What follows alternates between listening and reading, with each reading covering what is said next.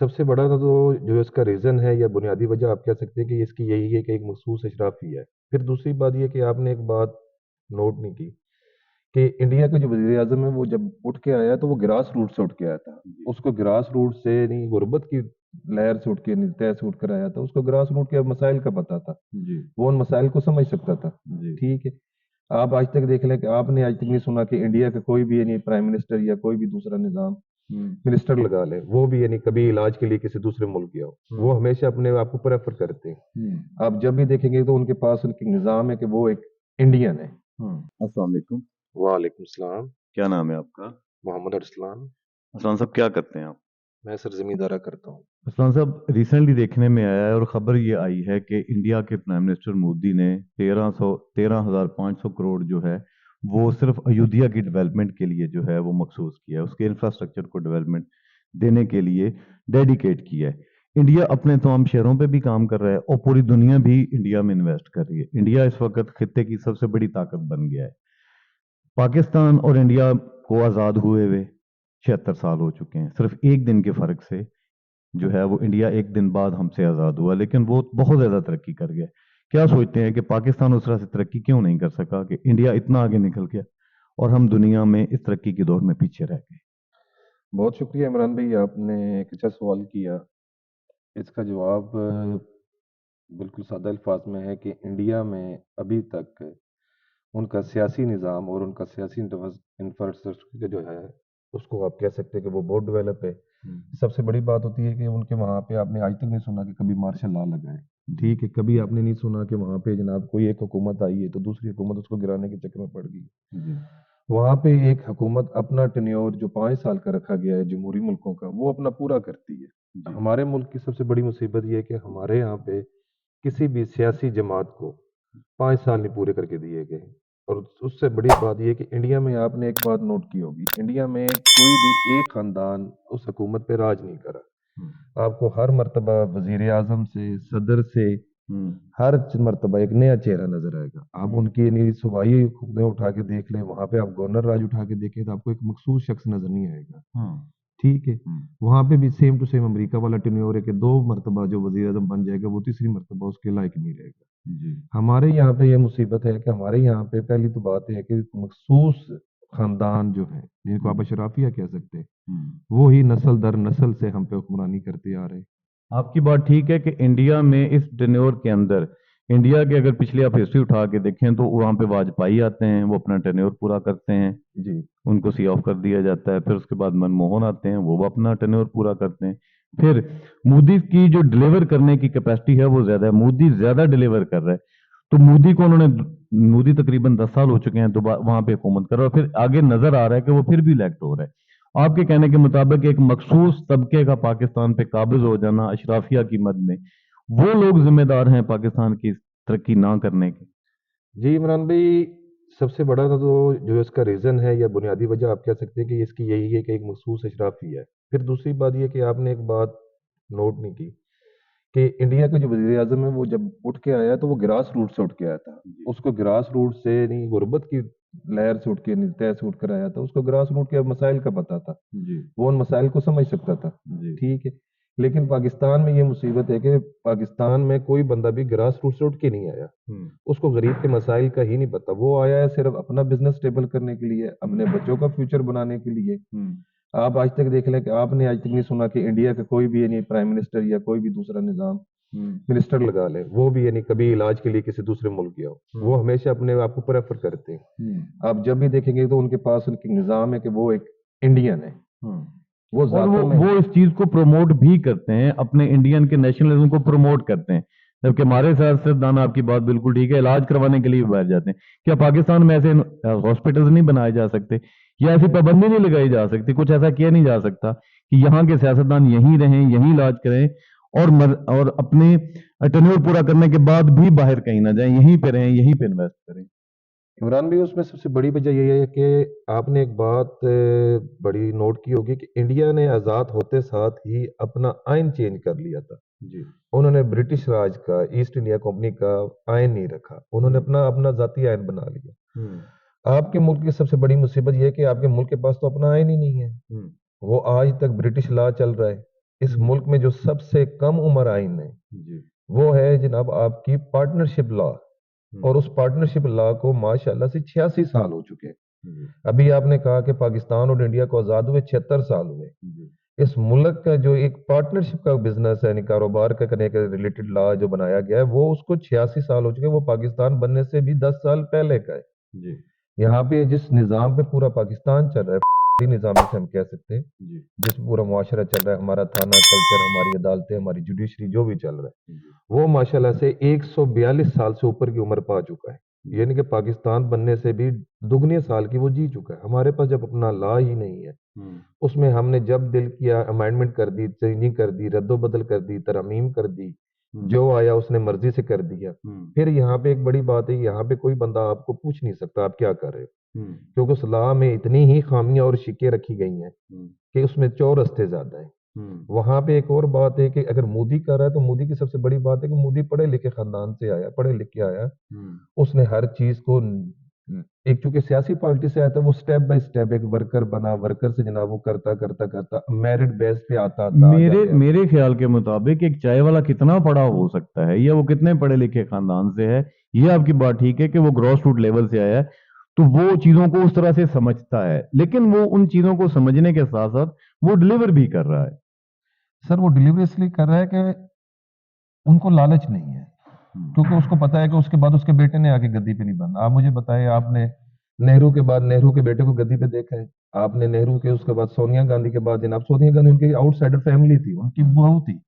آپ یہ دیکھ سکتے ہیں کہ آپ منموہن سنگھ آئے ہیں، ٹھیک ہے جی، ایکس انڈین پریزیڈنٹ تھے، ٹھیک ہے جی، ان لوگوں کے بچے ہمیں سیاست میں کہیں نظر نہیں آتے، کسی میجر سیٹ کے اوپر نظر نہیں آتے، صرف گاندھی خاندان ہے جو اس لیگیسی کو کسی حد تک کنٹینیو کر رہا ہے، لیکن یہ بھی نظر آ رہا ہے کہ انڈیا کے جو لوکل لوگ ہیں وہ اس لیگیسی کو اس طرح سے کنٹینیو نہیں کرنے دے رہے، اور جو ڈلیور کر رہا ہے مودی اس کو وہ مزید ووٹ دے کے تو پھر دوبارہ الیکٹ کر لیتے ہیں، اور مودی ان کی توقعات پہ پورا بھی اترتا ہے۔ گاندھی خاندان جو ہے وہ کہیں نظر آتا ہے لیکن اتنا نہیں جتنا کہ مودی ایک چائے والا ان سے بہت زیادہ ترقی لے کے آ گیا ہے۔ سر اس میں آپ دیکھ سکتے ہیں کہ اس میں آ جاتا ہے آپ کا نیشنلزم کاؤنٹ بڑا کرتا ہے، ٹھیک ہے، قومیں جب پکاری جاتی ہیں تو وہ اپنے نام سے پکاری جاتی ہیں۔ آپ ایران کو کہیں گے تو آپ کہیں گے یہ ایرانی ہے، آپ چین کے لوگوں کو کہیں گے وہ چینی ہے، آپ بھارت کے لوگوں کو کہیں گے بھارتی ہے۔ لیکن جب آپ پاکستان میں آ جاتے ہیں تو پاکستان میں ان سیاستدانوں نے ایک بڑا کمال کا تماشا کیا ہے، انہوں نے لوگوں کو برادری ازم میں مبتلا کر دیا، ہر بندے کو برادری ازم کے ایک فریم میں مبتلا کر کے انہوں نے اس کو پاکستانیت سے ہی ہٹا دیا۔ جب آپ ایک قوم ہی نہیں ہے تو پھر آپ کیسے ایک پیج پہ اکٹھے ہو سکتے ہیں؟ وہ ایک قوم ہے، انہوں نے سوچ لیا کہ ہم نے انڈیا کو دا گریٹ انڈیا بنانا ہے، وہ اس مشن میں کامیاب جا رہے ہیں۔ آپ اس کی مثال دیکھ سکتے ہیں کہ ٹیسلا کو لے کر آئے معذرت کے ساتھ، ٹھیک ہے جی، آج وہ اپنی خود بنا رہے ہیں، بائکس بنا رہے ہیں، آج ان کی اپنی جناب موٹر کیا کہتے ہیں کاروں کی مینوفیکچرنگ کمپنی ہے، وہ اپنے خود ٹرکس بنا کے، بلکہ خود مہندرا ان کا بہت فیمس برانڈ ہے، اس کے علاوہ ان کے ٹریکٹرز کی اپنی فرم ہے، وہ ٹوٹل اپنے کنٹری کے اندر ساری چیزیں اسمبل نہیں کر رہے، مینوفیکچر کر رہے ہیں۔ پاکستان کیا کر رہا ہے کہ وہاں سے پارٹس منگاتا ہے، ان کو اسمبل کرتا ہے اور پھر مارکیٹ میں انڈیا سے 4 گنا زیادہ، بلکہ کہنا چاہیے کہ یہاں پہ جو گاڑی تقریباً ہمیں مل رہی ہے 20 لاکھ کی، 30 لاکھ کی، وہاں پہ وہ گاڑی 3 سے 4 لاکھ کی مل رہی ہے، تو بہت زیادہ فرق آ رہا ہے۔ سر دیکھیں نا، آپ اس کی کتنی کتنی مثالیں دے سکتے ہیں۔ میں چونکہ ذمہ دار ہوں، میں ذمہ داری سے ریلیٹڈ بات کر سکتا ہوں آپ کے ساتھ، ٹھیک ہے، ہم اپنے آس پاس دیکھتے ہیں ہمارے ذمہ داروں کو کیا سہولت دی جا رہی ہے، ٹھیک ہے، یہاں پہ حالت یہ ہوتی ہے کہ کچھ مخصوص خاندانوں نے ہی یعنی ہر چیز پہ قبضہ کی ہوئے، فیڈ لگانے ہیں، فیڈ ان کے پاس ہے، سیڈ ان کے پاس ہے، فرٹیلائزنگ ان کے پاس ہے، ٹھیک ہے۔ ہماری ترقی کا یہ اندازہ کر لیں کہ ہمارے پاس پورے ملک میں ایک زرعی یونیورسٹی ہے فیصل آباد میں، ٹھیک ہو گیا۔ میری لاسٹ ٹائم میں نے کچھ دوستوں سے بات ہوئی تھی وایا سوشل میڈیا ہی، تو وہ مجھے بتا رہے تھے کہ ان کے ہر صوبے میں 5 6 7 صرف ایگریکلچر یونیورسٹی ہیں۔ ان کی ڈیولپمنٹ کی سب سے بڑی وجہ یہ ہے انہوں نے تعلیم کو ایک ذہن شعور بنا لیا اپنا کہ اگر ہم نے ترقی کرنی ہے ہمارے لیے تعلیم بہت ضروری ہے۔ ہم نے کیا کیا ہے؟ ہم نے کچھ بھی نہیں کیا۔ جو ایک کھاد کا یا بجلی کے بل کا جو ذمہ دار کے جو میجر اس کی ریکوائرمنٹس ہوتی ہیں، اس کو کھاد ملے، اس کو اچھا بیج ملے، اس کو پانی ملے، پانی ڈیفینیٹلی ٹیوب ویل سے آئے گا تو بجلی کے یونٹ اس میں، بجلی انہوں نے فری کی ہوئی ہے، کھاد ان کے ہاں کچھ سینکڑوں میں ملتی ہے جو کہ ہمارے ہاں 12 سے 13 ہزار کا، اور اس کے علاوہ پھر ان کو مارکیٹ بھی ہے، وہ اپنی جو جتنے بھی کراپس ہیں ان کو ایکسپورٹ بھی کرتے ہیں۔ تو پاکستان جو ہے وہ, اگر آپ کیا سمجھتے ہیں, اگر ذمہ داری کے اوپر توجہ دے تو کسی حد تک ہمارے مسائل حل ہو سکتے ہیں؟ سر کسی حد تک نہیں، کافی زیادہ حد تک، کیونکہ آپ ایک زرعی ترقیاتی ملک ہیں، آپ کی ملک کی 74% آبادی زراعت سے وابستہ ہے، ٹھیک ہے۔ یہاں پہ حالت یہ ہے کہ اگر ہم کمپیریزن کرتے ہیں تو ہمارے پاس یہ مزے کی بات، مذاق کا اس بات سامنے آتی ہے کہ انڈیا میں یوریا، جس کو ہم نائٹروجن فارم میں کہتے ہیں، اس یوریا کی کھاد وہاں پہ جناب 300 سے 350 روپے کی مل رہی ہے، لیکن پاکستان میں وہی کھاد کنٹرول ریٹ جو گورنمنٹ کا سرکاری ہے وہ اس کا 3500 روپے ہے، لیکن وہ 5000 سے لے کے 5300 تک یا 6000 تک بلیک مارکیٹنگ میں ہمیں مل رہی ہے۔ ایڈمنسٹریشن کدھر ہے یہاں پہ؟ ایڈمنسٹریٹر بھی وہی حساب ہے کہ ایڈمنسٹریٹر کو جناب جب آپ نے لگژریز گاڑیاں دے دینی ہیں اور انہوں نے اس کا کچھ بھی کام نہیں کرنا، ٹھیک ہے۔ آپ انڈیا میں دیکھیں کہ انڈیا میں وزیر اعظم کے پاس بھی لگژری گاڑی نہیں ہے، وہ 1000 سی سی کی شاید گاڑی رکھتا ہو سرکاری طور پہ۔ یہاں پہ آپ ایک عام تحصیلدار کو لے لیں تو اس کے پاس بھی 1500 1600 1200 سی سی کی کم از کم کار موجود ہے۔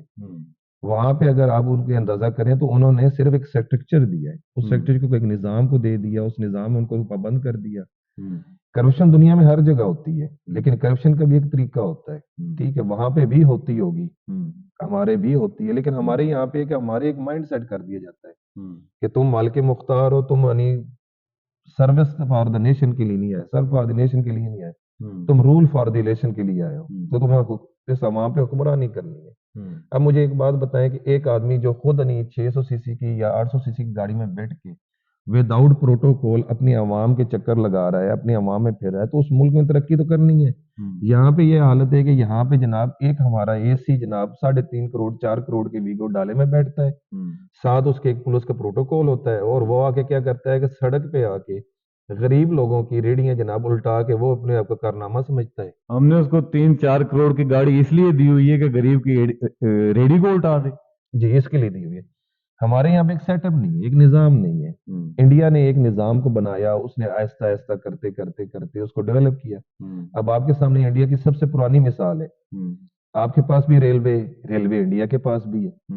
آپ ہسٹری اٹھا کے دیکھیں، جب منموہن سنگھ کی گورنمنٹ تھی تو لالو پرساد بی جے پی سے بلونگ کرتے تھے، اور لالو پرساد کے بارے میں مشہور تھا کہ جناب یہ بندہ کرپشن کی دنیا کے بے تاج بادشاہ ہے، لیکن سونیا گاندھی نے اس بندے کو موقع دیا، ایک اپوزٹ پارٹی کو، جو دنیا میں ایک نیا ٹرینڈ تھا، ٹھیک ہے۔ بہت کم گورنمنٹوں نے ایسا کیا کہ اپنی حکومت ہوتے ہوئے مخالف پارٹی کے آدمی کو ووٹنگ کی ہو اور اس کو منسٹر بنایا ہو، اور اس بی بی نے اس کو بنا کے کہنے کے بعد منموہن سنگھ نے اسے کہا کہ جناب آپ نے آج کے بعد ریلوے سنبھالنی ہے۔ اس بندے نے آپ کو ریلوے جناب ایسے چلا کے دکھائی ہے کہ آج آپ دیکھ سکتے ہیں کہ دنیا میں لالو پرساد ماڈل پڑھایا جاتا ہے۔ بالکل صحیح بات ہے۔ ریلوے کی ہسٹری میں اگر کسی بندے نے ریسنٹ ایئرز کے اندر ریولوشنری چینجز لایا تھا تو وہ لالو پرساد یادو تھا۔ لالو پرساد تھا، ٹھیک ہے۔ پھر آپ دیکھیں کہ انہوں نے ایک سسٹم دیا، جو دور دراز کے علاقے ہیں وہاں پہ انہوں نے جناب روڈ پبلک ٹرانسپورٹ کو کر دیا، یعنی کہ جو گڈس سے ٹرالے تھے، ٹرک تھے، ان کو وہاں تک کر دیا۔ شہروں سے شہروں کو انہوں نے کنوے کر دیا، کہ پابند کر دیا اس بات پہ کہ آپ نے جتنی بھی ٹرانسپورٹیشن کرنی ہے، گڈس ٹرانسپورٹ کرنی ہے، سپلائی کرنی ہے، وہ آپ نے ریلوے کے طریقے کرنی ہے۔ ہمارے یہاں پہ کیا کیا گیا کہ ہمارے یہاں پہ صرف ریلوے کو رکھ دیا گیا، یعنی مسافروں کو نہیں بھر کے لادنے کے لیے، اور جتنی بھی ٹرانسپورٹ تھی وہ ساری کی ساری ایک مافیاز کے ہاتھ دے دی۔ مافیاز کی جب بیک پہ جائیں گے تب بھی آپ کو اشرافیہ ہی نظر آئیں گے یا ان کے چہیتے نظر آئیں گے۔ اس میں سب سے بڑا نہیں گناہ جو ہے وہ ہماری عوام کا بھی ہے، صرف حکمرانوں کا نہیں ہے، کیونکہ ہماری حکمران عوام جو ہے وہ ہر مرتبہ انسان نہیں چنتی، وہ برادریزم تعلق بھی چن لیتی ہے۔ انڈیا میں جناب سیم یہی سسٹم ہے، وہاں پہ بھی تعلق انڈیا میں بھی الیکشنز ہوتے ہیں، ان کے الیکشنز کے بعد وہ رزلٹ نہیں نکلتے جو یہاں پہ نکلتے ہیں۔ چائنا جو ہے وہ پاکستان اور انڈیا کے بھی 2 سال کے بعد آزاد ہوتا ہے۔ چائنا ترقی کی اس ریس میں سب سے آگے نکل گیا۔ آپ کیا سمجھتے ہیں کہ وہ کیا فیکٹر ہیں؟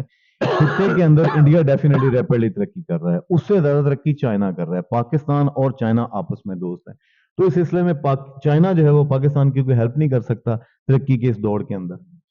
جی عمران بھی، آپ کا سوال تو بہت اچھا ہے، لیکن اس کا جواب اس سے بھی زیادہ آسان ہے کہ علامہ اقبال نے کہا تھا، خدا نے آج تک اس قوم کی حالت نہیں بدلی، نہ ہو خیال جس کو اپنی حالت آپ بدلنے کا۔ ہم انڈیا کو چلے چھوڑ دیں، وہ تو ہمارے ساتھ آزاد ہوا ہے، ہم چائنا کی مثال لے لیتے ہیں۔ چائنا نے سب سے پہلے تو اپنی تعلیم پہ فوکس کیا، ٹھیک ہے۔ پھر دوسری بات، انہوں نے اپنے یعنی لوگوں کے مائنڈ سیٹ میں ایک بات بٹھائی کہ بھائی آپ نے کام کرنا ہی کرنا ہے، اب دیکھیں آپ کبھی بھی چائنا کی ہسٹری اٹھا کے دیکھ لیں کہ وہاں پہ اگر اسٹرائک ہوتی ہے تو وہ اسٹرائک ضرور کرتے ہیں اپنے رائٹس کے لیے، لیکن وہ اپنی نہیں مورل ویلیو نہیں بھولے ہوئے، وہ انہوں نے 2 سے 3 گھنٹے زیادہ ایکسٹرا ٹائمنگ میں کام کرنا ہے۔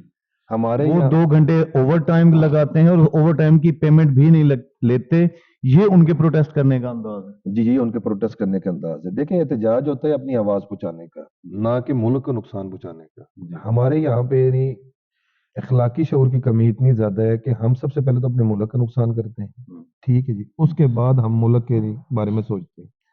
پھر اگر ہم بات کریں چائنا کی تو سب سے پہلے ایک بات یاد رکھیے گا کہ ان تینوں قوموں میں یا تینوں ممالک میں سب سے بڑی بات کسی بھی قوم میں وہ یہ کہ جو قوم اپنی برآمدات پہ زور دے گی اور اپنی درآمدات کم کرے گی وہی قوم ترقی کرے گی۔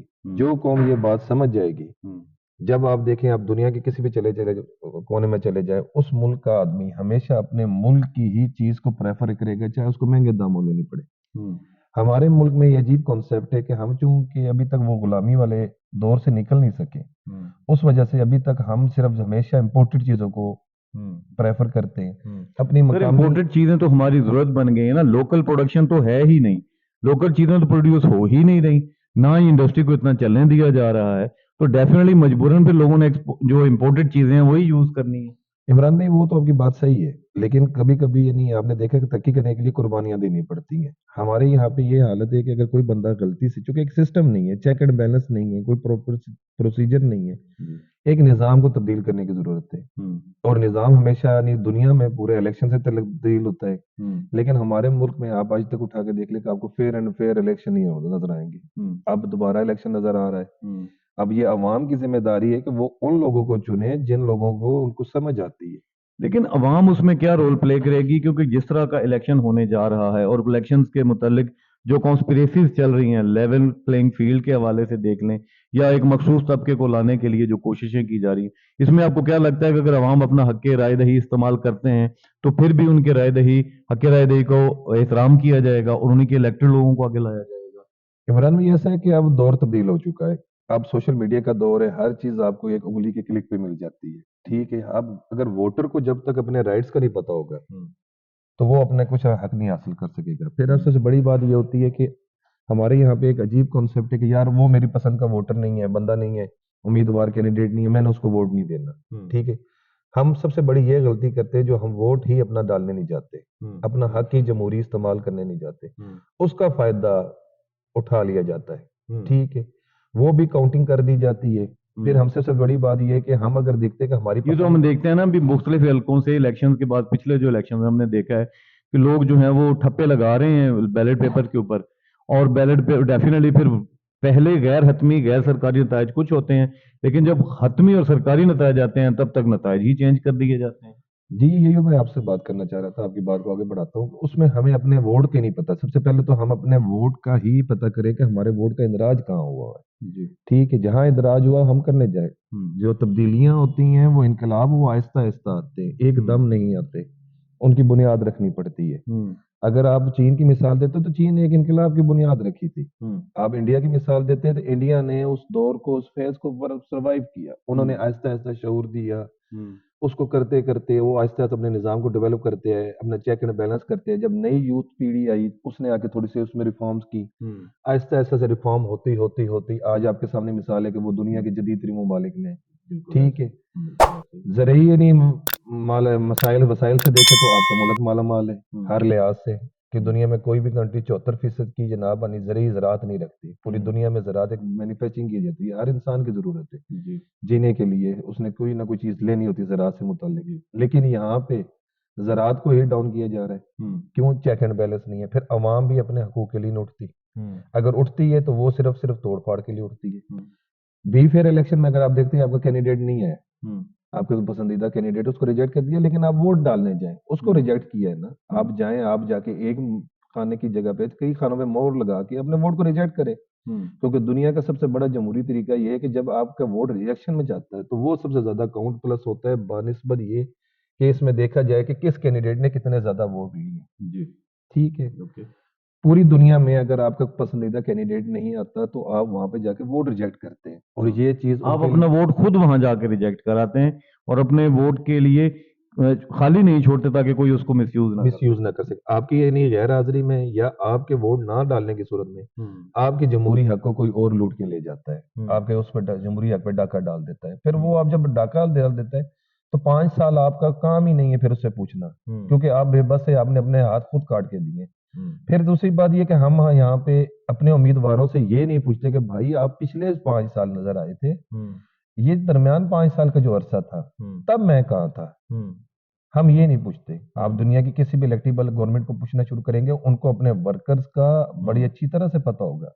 ہم اس وقت آپ سمجھتے ہیں کہ اس وقت ضرورت ہے کہ عوام پہلے سے زیادہ باشعور ہو اور اپنے جو ان کے الیکٹیبلز ہیں ان سے زیادہ وہ کوسچن کریں, ان کو ایک امپیچمنٹ کا کانسیپٹ دیں تاکہ ان کو پتا ہو کہ جب ہم اگر اپنے حلقے میں نہیں جاتے تو ہم سے پھر پوچھا جائے گا. جی بالکل اسی طرح ہے.